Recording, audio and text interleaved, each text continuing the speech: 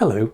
Matthew Paris, a scholarly and talented Benedictine monk based at St Albans Abbey, drew several maps, including an interesting map of Britain in the mid-13th century, to illustrate an abbreviated version of his Chronicle of English History. He had previously produced a stylised world map of the sort of design we looked at earlier in this series, observing the conventions of the period with east at the top, and in which geographical accuracy is subservient to images and symbolism that complemented scripture and acted as an aid to spiritual contemplation. In contrast, this map of Britain shows considerable attention to topography. Orientation is with north at the top, and the focus along the central spine of the map is a pilgrim route from Berwick and Newcastle in the northeast, via towns including Doncaster, Newark, St Albans and Rochester, to Canterbury and the shrine of Thomas Becket, and on to Dover. For a mid-13th century map, it is surprisingly comprehensive. Tiny Coquet Island, for example, and the Isles of Anglesey, Wight, Thanet, and in the Bristol Channel, Lundy, are among the detailed features. Coastal contours, if not exact, are broadly recognisable.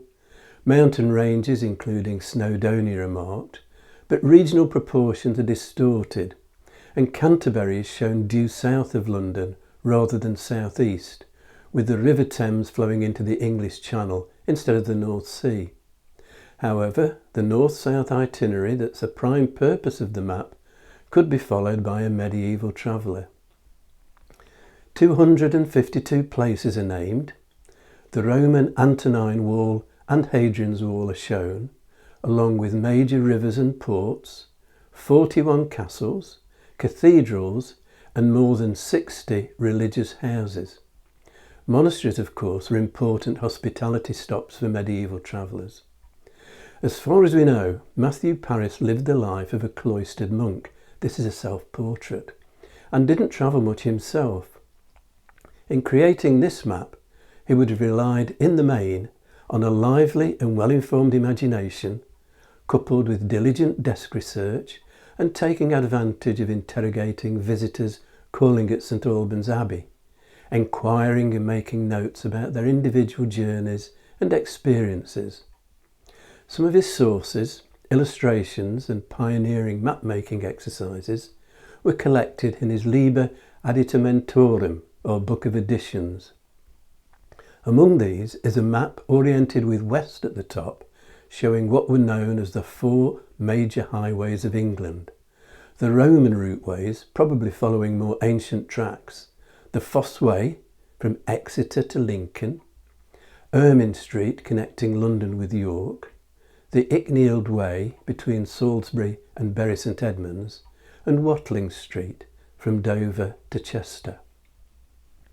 Among his other maps is an itinerary showing the way from London to Naples. This section shows the first part of the route as far as Beauvais in northern France. Towns at the end of each day's travel are marked, accompanied by a decorative symbol.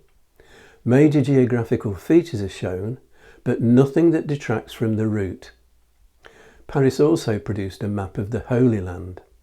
When it was drawn, Acre, shown as a walled city with a camel standing outside, was the last stronghold of the Crusaders in Palestine, and that would be lost to the Muslim Mamluk Sultanate after a siege in 1291.